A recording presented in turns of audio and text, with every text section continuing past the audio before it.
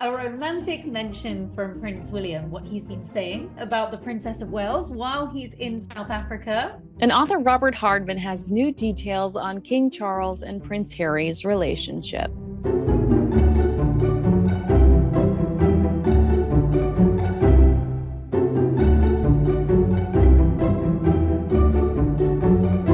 Hello and welcome to Heirs and Spares, the show where we bring you insight and opinion into the lives of two other famous royal couples on either side of the Atlantic. I'm Kinsey Schofield, and I'll be bringing you updates on the Duke and Duchess of Sussex right here in Southern California. And I'm so excited because... Oh, me. Hello, Kinsey. It's nice to be back. I've missed you. I'm Katie Nicholl, for those of you that don't know me, and I'll have all the latest news from the Prince and Princess of Wales here in the UK. And if it's okay with you, Kinsey, I'm gonna kick it off because as we're recording, of course, Prince William has landed in South Africa. He's been in Cape Town for a matter of hours.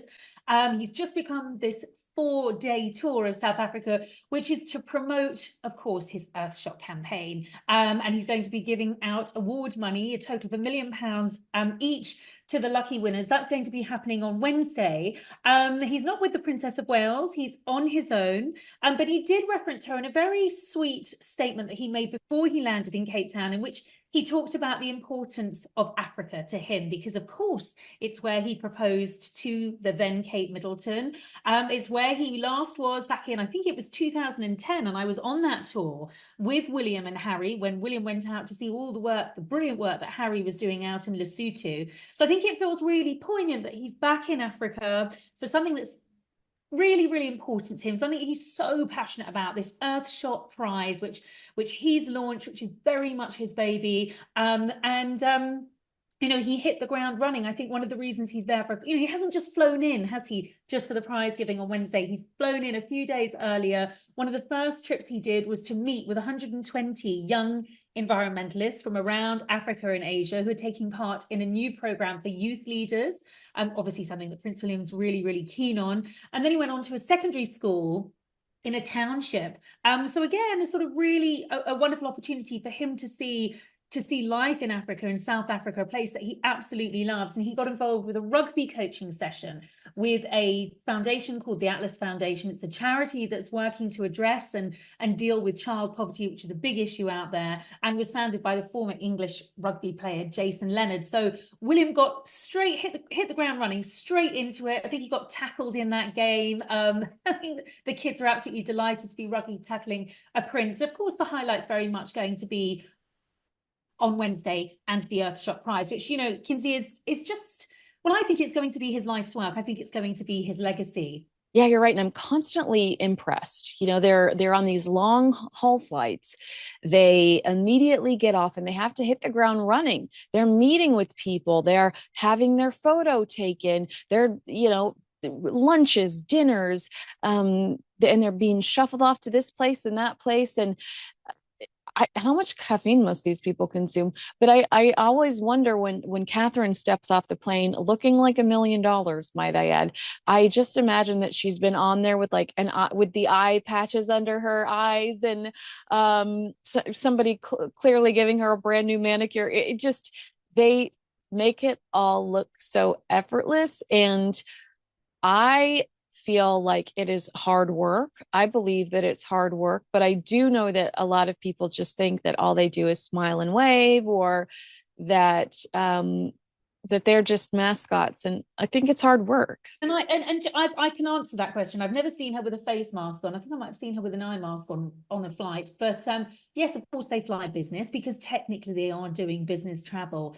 You know, when they have their entourage there. But honestly, they're not flying in private jets. They're not having sort of massages, you know, up in the air or anything like that. Actually, more often than not, when I've traveled with them, I've seen them reading their briefing notes, chatting to their staff, trying to get some sleep, because they know that it's going to be, as soon as they land, it's going to be intense. So I think they've got a huge amount of energy. William's really passionate about this. He started the Earthshot back in 2020. Now, for those of you that don't know about the Earthshot, it was very much inspired by John F. Kennedy's moonshot project. And the idea is to find real solutions to save the planet. So it launched back in 2020. So it's now in its fourth year. It's incredibly successful. Prince William has handed out on behalf of Earthshot, which has the backing of the likes of big Hollywood stars like Cate Blanchett, millions of pounds in prize money, all going towards new initiatives to try and save the planet, focusing on climate change, sustainability, renewable resources. And, you know, and Africa is a massive market. And actually, just before he landed in Africa, he put out a brief statement and he said this: by the end of the week, I want the Earthshot Prize to have provided a platform to all those innovators bringing about change for their communities, encourage potential investors to speed African solutions to scale, and inspire young people across Africa who are engaged in climate issues. And I think that's very much what this is all about. He's also going to use this as an opportunity to attend a global wildlife summit, and he will meet President Ramaphosa. But essentially, the focus of this trip is the awards. We're not going to see Catherine there. We've seen her at awards in the past. She will, of course, be watching very keen interest from home, but you know, we know that she's taking a bit of a step back from official engagements, and she's working to a slightly different schedule. I think there was a big question mark over whether William would be able to be in South Africa. I think it's very encouraging that he is. It shows how important Earthshot is to him, and of course that the Princess of Wales is doing well enough to be at home with her children. Yes, and the Earthshot Prize Awards will be broadcast in 50 countries across Africa via the MultiChoice Network in the UK, on BBC iPlayer, and around the world on YouTube. So we just actually might be sitting there watching the Earthshot Awards with the Princess of Wales on YouTube. Imagine that. Really quickly, I just want to ask you one more question about this because I'm so envious.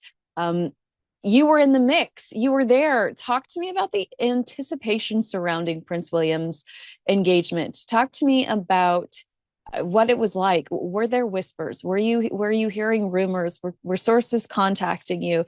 How did you find out? How did you react when you found out that the Prince and Princess of Wales were engaged? Well, that was actually one of the world's best kept secrets, because when William went to the top of Mount Kenya and proposed to Kate, he was the only one that knew he was going to do that. Harry knew as well, because William had to ask permission for the ring, which he knew he was going to propose, and he needed the Diana's ring to take with him.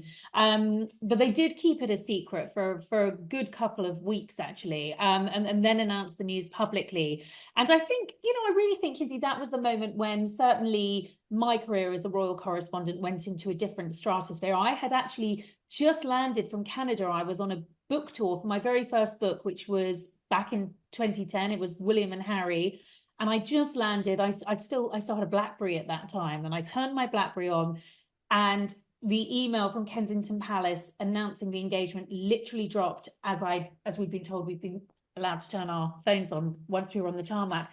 So I went straight from the airport to the palace. I think I was still in my Virgin sleep suit at the time. Did a quick turnaround, and yes, hit the ground running. Broadcast day and night, got to meet the couple at St James's Palace. They did a quick meet and greet with some select royal correspondents. We got a chance to meet them and congratulate them in person. And it was just a wonderfully exciting time. It feels like a very, very long time ago now. I love details like that. Thank you so much for sharing that and letting me live vicariously through you over the last few minutes. I love your life. How exciting. The idea of getting to meet with them and in such a special occasion. Talk to me, speaking of the Princess of Wales, Catherine, talk to me about Robert Hardman's King Charles book, re-released, new details, and he's discussing her faith.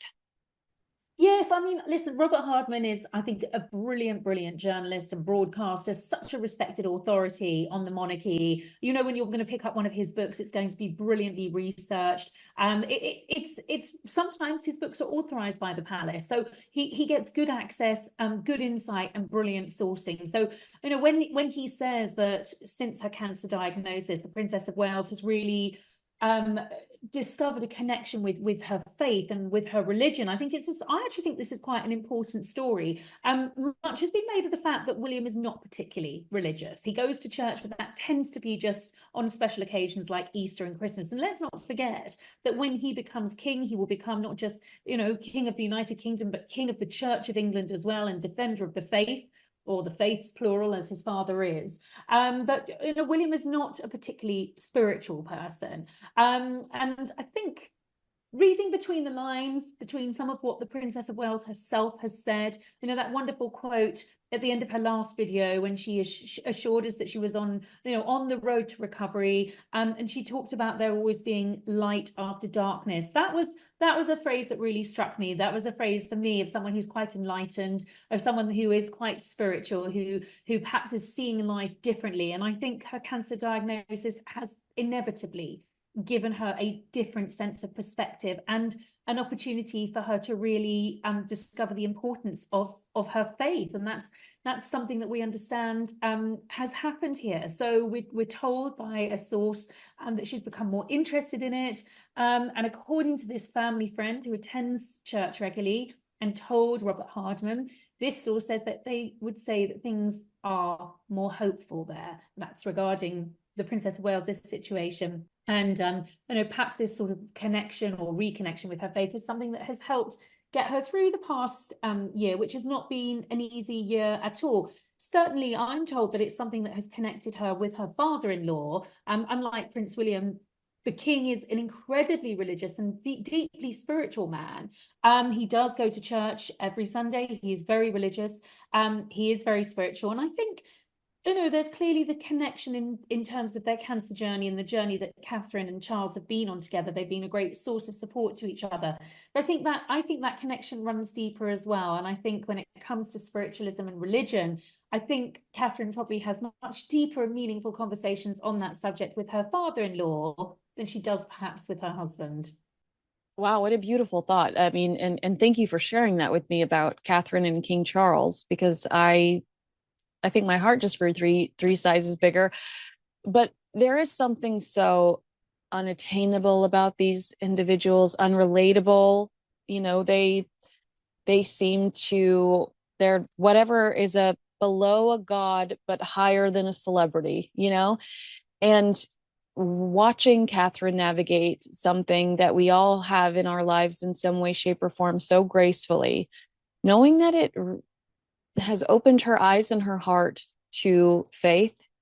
It makes you really, aside from love her even more, it makes you invested so much more in her success, in her life, in her journey. I mean, I don't know if that makes sense.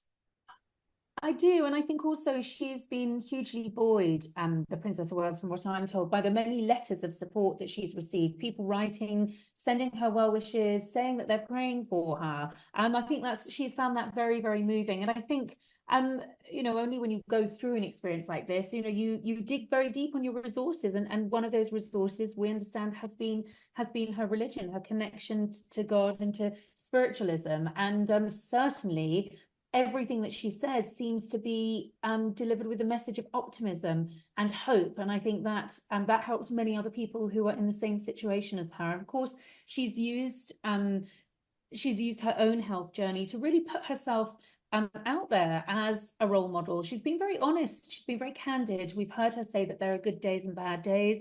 We've heard her say that she's not completely out the woods. We've heard her talk about the scary journey that her cancer journey has been, something that so many people will be able to relate to. And we don't know how much more she's going to say about it. And indeed, maybe she will talk about the spiritualism or religious side that she's discovered through this journey. It's very, very possible. But these sources telling Robert Hardman that this has been a byproduct or a part of her journey, I think will be very, very interesting. And as I say, a source of much hope and optimism for many people. Speaking of Robert Hardman's updated book, Hardman reveals how Prince Harry's determination to pursue legal action against the Home Office over its decision to withdraw his full-time automatic armed security when he quit royal duties has driven a wedge between the king and his youngest son. At the time of its publication, Hardman claims that the pair are actually not even on speaking terms. Hardman says the king fears that if he repairs his relationship with Harry, he could be dragged into the case, placing him in legal jeopardy. Sources tell the author that the king is reluctant to even speak to Prince Harry, let alone build meaningful bridges until Harry drops his court case against the British government. And his sources give it the example of Paul Burrell, the butler to Princess Diana, who saw an entire trial for hoarding her personal possessions after her death completely destroyed after the late Queen Elizabeth said at the very last second that Burrell had actually told her that he was looking after some of Princess Diana's items. So obviously the palace wouldn't want a repeat of that. But Hardman cites a source as saying, here you have this situation where the king's son is suing the king's ministers in the king's court. That is pulling the king in three different directions. It's the best way I've ever heard this described. And all of a sudden, it registers to me. I have a better understanding of why this particular instance, this lawsuit, might ensure that the king keeps a distance from his son. Well, I think he also puts it into context, Kinsey, and I think that's important because, of course, as you pointed out, the Queen did get involved in the whole Burrell case over Diana's items and interjected at the very last minute, saying that she had remembered. Otherwise the Queen would have been pulled into that court case. So there is precedence for this, and that. I think the point with Prince Harry in these court cases is he does seem absolutely determined to have his day in court, whether that's with the phone hacking saga and newspapers and wanting to pursue them through the courts, something else his father really doesn't agree with and really doesn't want him to do. Now, in conjunction with that, he's pursuing the Home Office through the High Court. He's, the Home Office has already sort of won on numerous occasions on this. This is Harry going back in to try and have the judge's decision overturned. So I think all of that is probably makes his father sort of prickle somewhat, and makes Charles quite uncomfortable about it. This is his jurisdiction. These are his ministers. This is essentially the his home office. And of course, Prince Harry partly left the UK to become financially independent. Well, many might argue, possibly the king, that in order to be financially independent, that should also extend to his security. So it's a really complex row. It's certainly one that the king doesn't want to get involved in. And is there the possibility that king could be involved in a court case? I mean, it is possible. I noticed the Daily Beast has also reported a story saying that the reason that King Charles fears Harry could claim he's privately offered him assurance on the matter could lead to the collapse of the case. So I think there are others reporting on this whole issue. I don't think Harry's going to drop it. I think he's going to try and take it all the way, because security is something that is so paramount to him.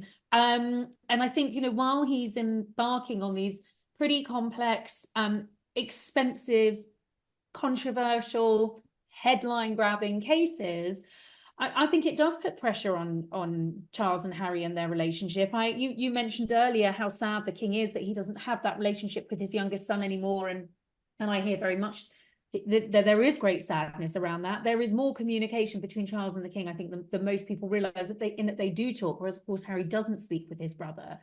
But I think there's a massive issue over trust here, and so much trust that's been broken down, and therefore I think Charles is very cautious about the conversations that he has with his son. And I'm sure, I don't know this, Kinsey, but it wouldn't surprise me if Charles had perhaps warned Harry against going down the legal route in these cases.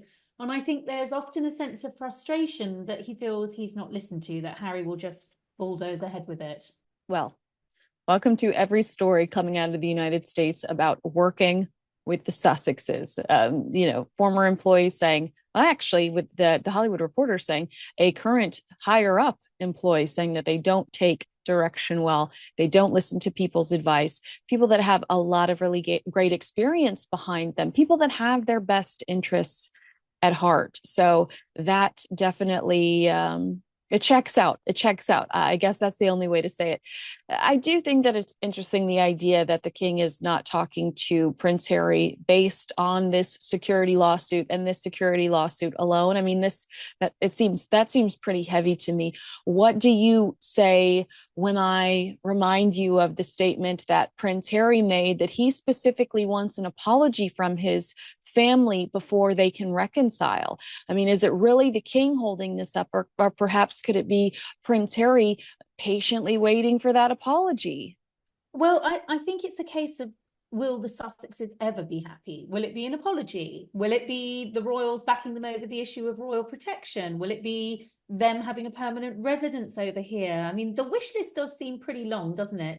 You actually consider how they left, the great disservice I think that they did to the late Queen, and that hurt and the upset that they caused the late Queen, the situation that they put the royal family in. I think perhaps they might have unrealistic expectations of what the royal family are willing to concede or proffer. And I think that's been part of the problem here, Kinsey, is just a mismatch in terms of expectations. You know, if Harry's holding out for an apology, certainly from his brother, I think he'll be waiting a very, very long time indeed. I mean, I don't think William feels he owes his brother an apology. In fact, I know he feels it's the other way around.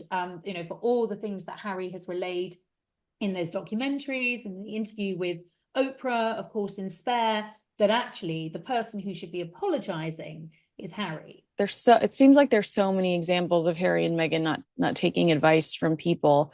What one stands out to you? One of the things I reported in my book was actually that the Queen had tried to encourage Meghan to repair her relationship with her father. Okay. That she thought that this was something that ought to be smoothed out. You know, the Queen very rarely got involved with private matters, but I think she could see that it was a difficult situation that was causing Meghan unnecessary strife and negative headlines. And I think she did try to intervene to just see if she could help smooth that path. But as you pointed out, Kinsey, they don't listen to their staff when they're giving advice. And it seems that they didn't even listen to the late Queen when she did something which she very rarely did, which was to intervene on a personal matter to give some well-intended advice. And of course, if we thinking about well-intended advice that the Sussexes haven't wanted to take, I did report in Vanity Fair how William had advised Harry to perhaps slow the relationship down without rushing into things too fast in terms of an engagement and a wedding. And of course, Harry taking that totally the wrong way and seeing it as his brother not giving his support to his relationship with Meghan, and not giving it his backing when actually it wasn't intended that way. So yes, often the best intended advice has fallen on deaf ears or has been twisted in some way. What a great segue. You must be psychic, because one of the major headlines coming out of Hardman's updated book are new rebuttals regarding Meghan Markle's Netflix series and Oprah Winfrey interview allegations that she suffered in silence. Sources close to the palace have claimed considerable resources were offered to Meghan, but she allegedly refused assistance due to trust issues. They insist, far from throwing the Duchess to the wolves, which was a line she used in the Netflix series. In fact, they used that in the trailer. They did everything in their power to help her, and it was she who rejected them. One staffer highlighted the efforts made to assist Meghan, saying it was Clive, now Sir Clive Alderton, private secretary to the king, who said that if we could get this right for Harry, we'd be creating a blueprint for future younger sons for generations. Can you describe, break that down for me, the blueprint? Are we talking about Prince George? Are we talking about Prince Louis? Are we talking about Prince Archie? Yeah, what? absolutely. Okay. It's that whole issue, isn't it, of the spare, that sort of age-old issue of the heir and the spare, and that William's work and life was always charted out. Harry's was to a degree as well in terms of being William's wingman and having his military career. You know, but after that, it was a case of, well, what's the long-term project for Harry? What's the long-term project for his children with their royal titles? Are they going to be financially independent? They're going to be able to have regular careers as private citizens. And I think that there was a realization at the palace that with this modern generation of younger royals, perhaps the prototype that had worked for generations before wasn't going to work for this new generation of royals. And so Harry and his children were potentially seen as a way of doing things differently. And you know, it was Clive Alderton who recognised that the couple needed more staff. And actually, when you consider what the palace did concede to, you know, when you consider that this was the Fab Four initially at Kensington Palace, all under one roof, all under one team of staff, and it wasn't working out. Harry and Meghan were then given their own offices, their own private residence, their own team of staff. their own charitable foundation. And even with all of that, which was, a great concession at great cost, actually, to the monarchy, setting up a separate household, it still wasn't deemed enough. So I think the idea that they were sort of cast aside and didn't have any help and didn't have any support, which is very much a picture that they've painted in that sort of victim narrative, is not accurate and is not fair, because on many occasions help and support was given. Absolutely. I had completely forgotten how they split up the households and gave them all new staff and tried to create a path just for them. But there are also now so many people that have spoken out against this idea that they were left alone on an island. Samantha Cohen, soon after they were married, the Queen asked Cohen to lend them her years of expertise. She served as their private secretary until October 2019. She left the royal family after 18 years, telling Valentine Lowe that working for Harry and Meghan was like working with a bunch of teenagers, and she was only supposed to stay with them for 6 months, but stayed on for 18 months because they couldn't keep employees. People were quitting left and right. I mean, in the middle of tours. And then don't forget Giles Brandreth, him discovering and sharing with us that the late Queen Elizabeth suggested to Sophie, Duchess of Edinburgh, suggesting to Meghan that she work with Sophie, that she allows Sophie to mentor her. And it was Meghan, according to Giles, that rejected Sophie, saying that telling the Queen she didn't need Sophie because she had Prince Harry.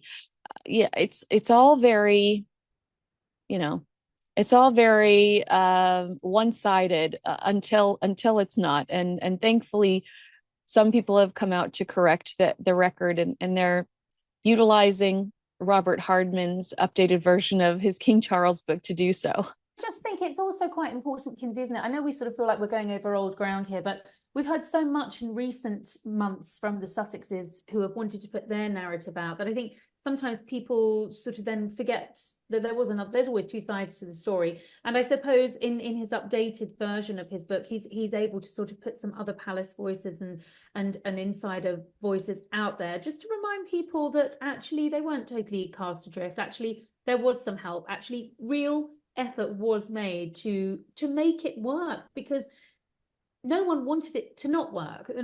No one wanted them to leave the way they did and set up this sort of rival camp overseas. The idea was that they'd be there as a support act to the next king and queen, of course, Charles and Camilla, and there as a support act for William and Catherine. But I think it's very clear that Meghan and Harry had different ideas. Katie, I've missed you so much. Thank you so much for spending time with me today. If you agree with us, disagree with us, let us know in the comments below. Make sure you like, subscribe, and share with a friend. Thanks so much for watching.